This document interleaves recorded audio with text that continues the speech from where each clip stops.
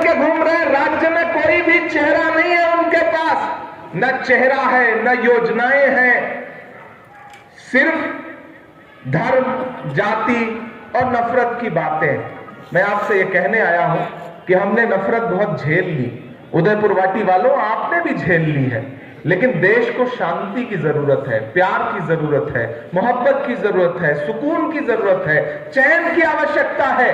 ये सब रहेगा तब तो विकास के बारे में सोचेंगे।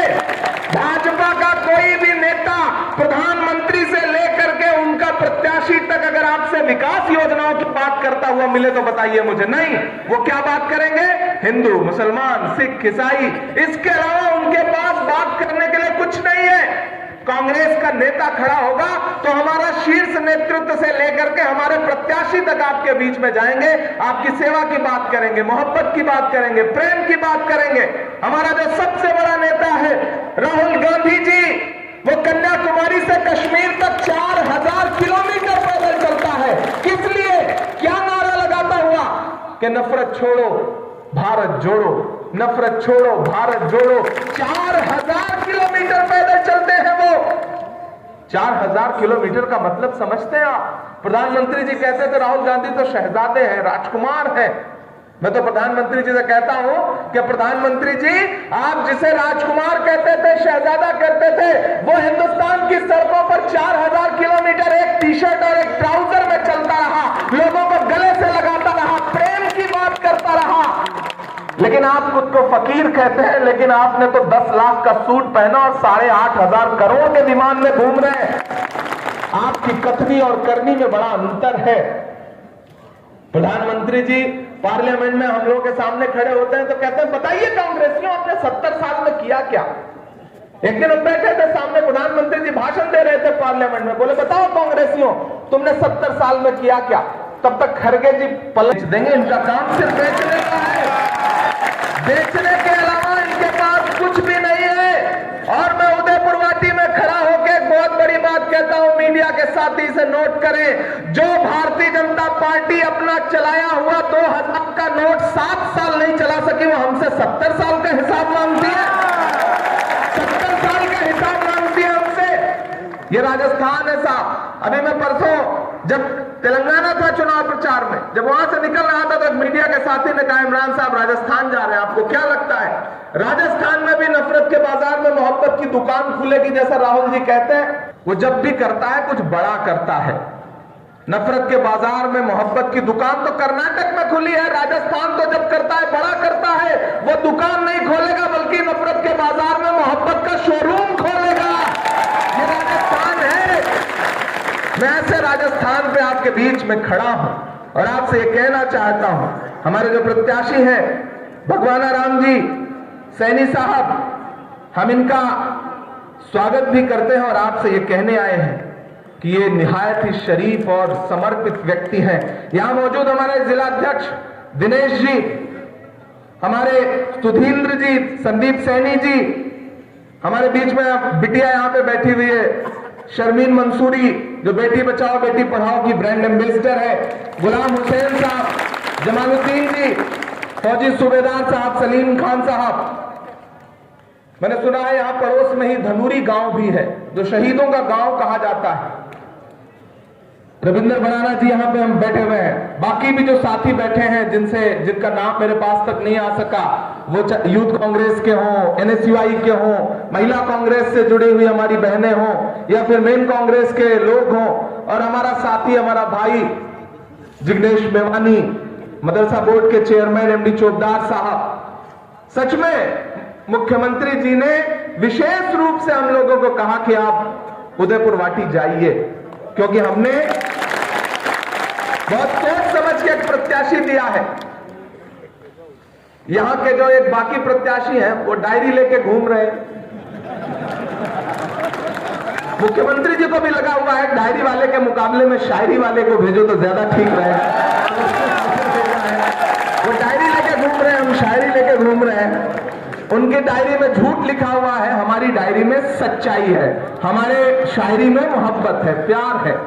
अच्छा, और तो और देखो, हम बचपन से कहावत सुनते रहे ना, पहुंची वहीं पे खाक जहां का खमीर था।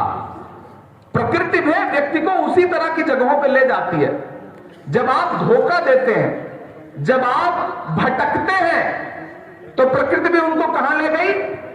शिवसेना के पास ले गई, लेकिन असली वाली शिवसेना के पास नहीं ले गई। किसके पास ले गई? नकली वाली शिवसेना के पास ले गई, एकनाथ शिंदे के पास ले गई। मैं महाराष्ट्र से सांसद हूं, मैं महाराष्ट्र से राज्यसभा का सांसद हूं, इसलिए मैं आपको बता रहा हूं कि वहां कुछ भी असली नहीं है, सब नकली नकली है। इधर भाजपा के लोग हैं, उधर एक नकली शिवसेना से आए हैं साहब, लेकिन वो दोनों किससे लड़ रहे हैं? हमारे प्रत्याशी से लड़ रहे हैं, भगवान राम से लड़ रहे हैं। भगवान से कोई लड़ पाता है? आप बताओ, कोई लड़ पाता है भगवान से? नहीं लड़ पाता ना, ये लोग भी नहीं लड़ पाएंगे। बस ये 23 तारीख तक भाषण देंगे, उसके बाद 25 तारीख को आप उनके भाषणों का जवाब देंगे। वोट से, वोट की ताकत से आप बहुत अच्छे लोग हैं, भाजपाइयों के झूठ में मत आइएगा, ये बहुत ही झूठे लोग हैं। ये जो नकली शिवसेना है, उसको भी आप भाजपा का ही अंश समझिए, क्योंकि वहां गठबंधन में है, यहां अलग अलग लड़ रहे हैं, तो उनको भी वहां महाराष्ट्र में तो दोनों एक साथ ही है ना, एकनाथ शिंदे जी, देवेंद्र फडणवीस जी एक साथ ही हैं, तो यहां पे आपस में लड़ रहे हैं। लेकिन इनके झूठ के चक्कर में मत पड़िएगा, कितना भी बरगलाएं। वो महाराष्ट्र में एक दिन भाजपा और शिवसेना के दोनों नेता मिलकर के गांव में पहुंचे। गांव वाले भोले भाले लोग थे, जैसे आप भोले भाले लोग हैं। गांव वाले इकट्ठे हो गए, तो नेताजी ने उनसे कहा कि बताओ तुम्हारी क्या समस्या है, मैं तुम्हारी समस्याएं दूर कर दूंगा। तो गांव वालों ने कहा साहब हमारी 2 समस्या है। बोले बताओ। बोले पहली समस्या यह है कि हॉस्पिटल नहीं है गांव में।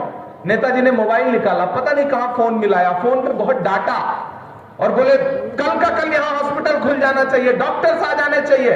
फिर फोन रख दिया, बोले देखो पहली समस्या समाप्त कर दी, दूसरी समस्या बताओ। तो गांव वालों ने कहा साहब दूसरी समस्या यह है कि पूरे गांव में मोबाइल का एक भी नेटवर्क नहीं है, ये दूसरी समस्या है। इस तरह से झूठ बोलते हैं, इस तरह से धोखा देते हैं। और चूंकि प्रधानमंत्री जी भी इस मामले में बड़े माहिर हैं, 11 मैच जीत रहे थे, हम लगातार जीत रहे थे।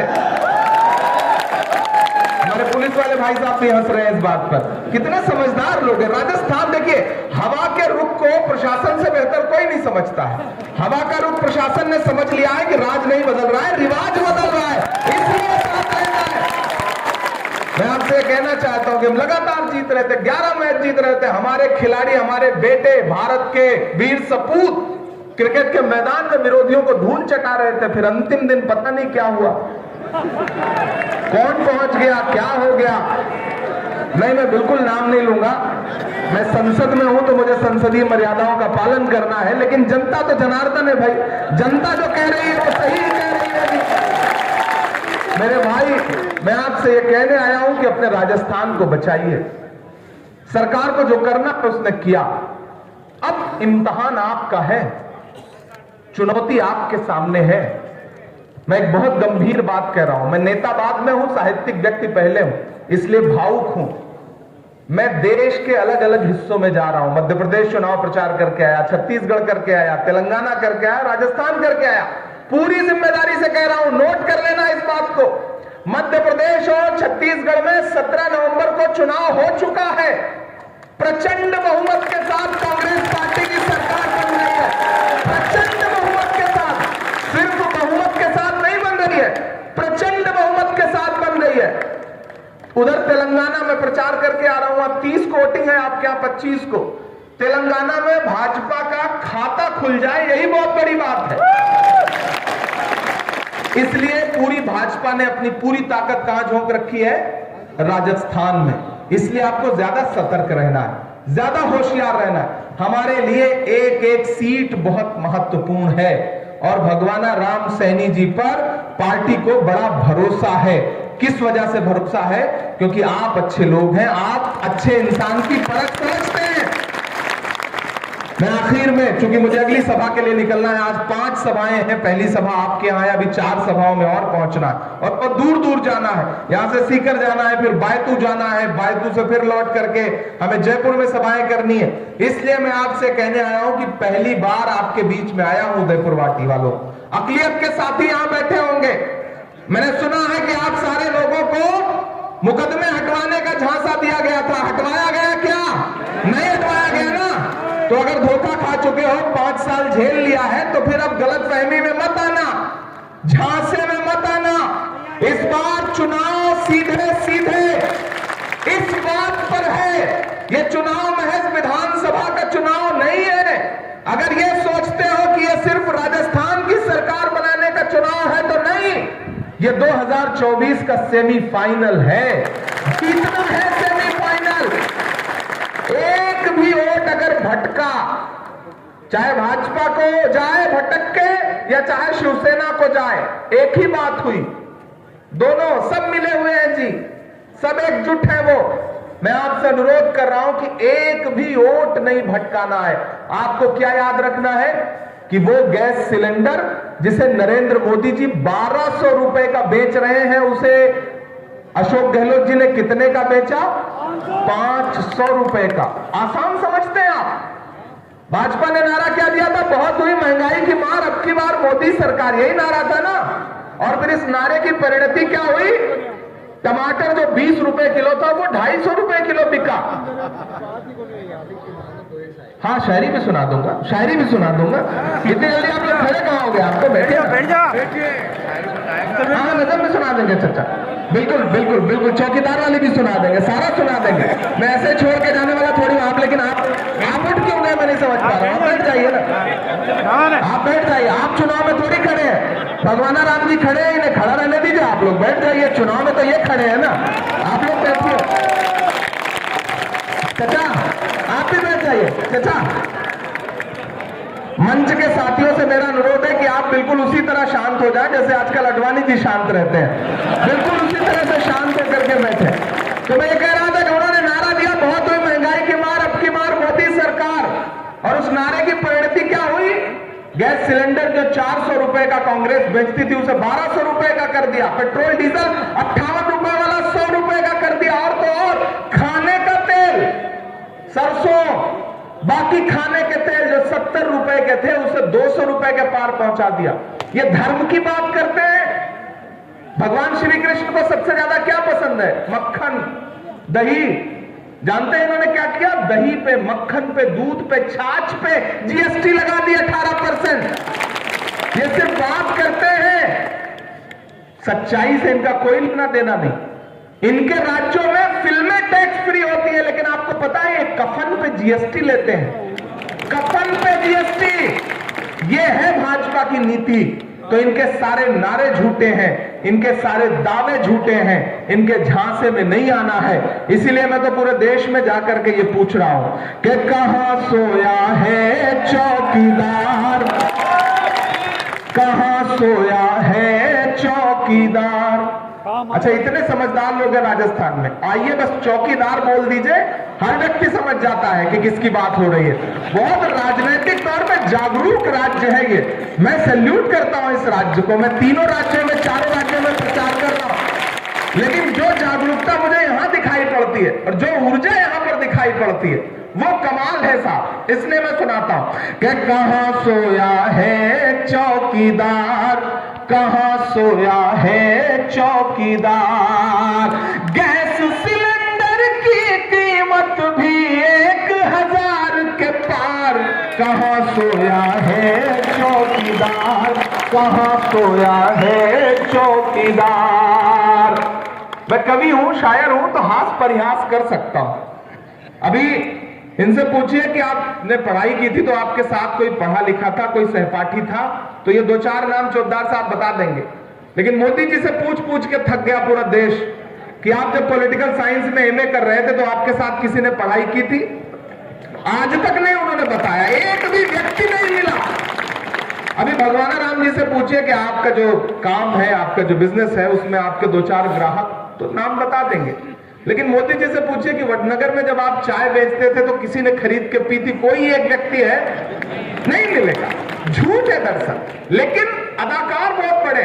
जब रोहित वेमुला हमारा भाई, उसने आत्महत्या की सरकार की नीतियों की वजह से और पूरा देश थू-थू करने लगा, तो मैंने देखा कि प्रधानमंत्री जी किसी सभा में बिल्कुल भावुक हो गए, आंसू निकल आए, रुमाल निकाल लिया उन्होंने। मुझसे किसी साथी ने मीडिया के कहा, इमरान साहब आप क्या बोलेंगे? मैंने कहा भाई वो किसी शायर का शेर है इस अदाकारी पे कि वो अब तिजारती पहलू निकाल लेता है, मैं कुछ कहूं तो तराजू निकाल लेता है, मैं इसलिए भी तेरे फन की कद्र करता हूं, तू झूठ बोल के आंसू निकाल लेता है। कलाकार आदमी है, लेकिन ये तो राजस्थान है साहब, यहां तो पहले से ही जादूगर है, यहां बाकी कलाकारों की कहां चलने वाली है? तो ये राजस्थान है, यहां कलाकारी नहीं चलती, यहां जादूगरी चलती है। और सबसे बड़ा जादूगर तो आपके पास है ही। मैं इसके ये पंक्तियां पढ़ रहा हूं कि कहां सोया है चौकीदार, कहां सोया है चौकीदार, पेट्रोल और डीजल की कीमत रही सैकड़ा मार, कहां सोया है चौकीदार, कहां सोया है चौकीदार, कि चाय बेचने वाला पूरा भारत बेच रहा है, इसी काम में हासिल उसे महारत बेच रहा है, कि रेल बिक गई, तेल बिक गया, बिका हवाई अड्डा। जो अगली पंक्ति है उस पर आपकी तालियां उठनी चाहिए कि रेल बिक गई, नहीं एडवांस में नहीं, 25 तारीख को जाके वोट देना है, अभी पहले नहीं दे देना है, कि रेल बिक गई, तेल बिक गया, बिका हवाई अड्डा, सब कुछ बिकता देख के खुश हैं अपने जेपी नड्डा, जनता महंगाई की मारी करती हाहाकार, कहां सोया है चौकीदार, कहां सोया है चौकीदार। लेकिन इस भाजपा की लाई हुई महंगाई को कौन समाप्त करेगा? राजस्थान की सरकार करेगी। वो 1200 रुपए का गैस सिलेंडर बेच रहे थे, हमने 500 का बेचा, और कल हमने एक नया बात किया है कि हम वही गैस सिलेंडर अब 500 का नहीं बल्कि 400 रुपए का देंगे। ये है सरकार का वादा।